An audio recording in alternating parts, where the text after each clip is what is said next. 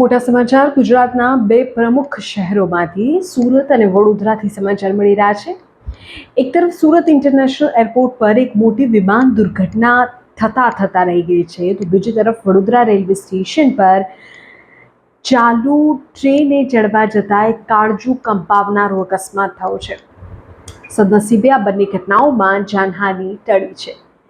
Surat airport પર મોટી દુર્ઘટના ટળી। રનવે પર 3 ફૂટ લાંબો સાપ દેખાતા ફફડાટ। ટેક ઓફ પહેલા રનવેની વચ્ચે જ ફેણ ચડાવીને બેઠો હતો સાપ।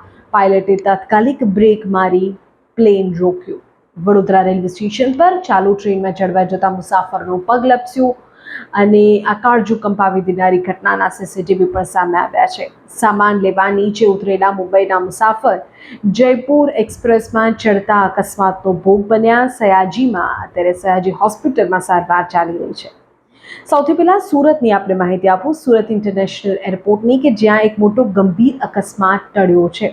વિમાન ટેક ઓફ માટે તૈયાર હતું ત્યારે જ રનવેની બિલકુલ વચ્ચે એક 3 ફૂટ લાંબો સાપ ફેણ ચડાવીને બેઠેલો જોવા મળ્યો।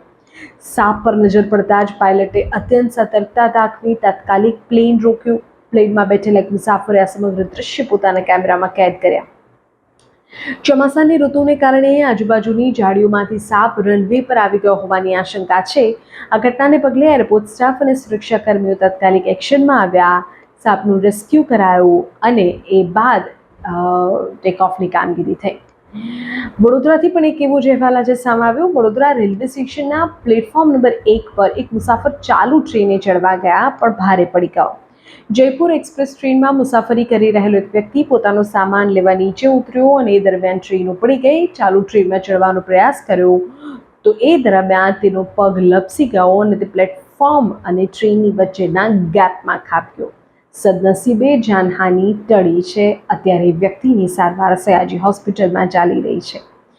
ક્યારેક થોડી સમય સૂચકતા કેટલા બધા લોકોનો જીવ બચાવી શકે એ આખી સુરતની ઘટનામાંથી સામે આવ્યું, તો ક્યારેક થોડી ઉતાવળ કેટલો જીવ જોખમમાં મૂકી શકે એ વડોદરાની ઘટના પરથી સામે આવ્યું છે।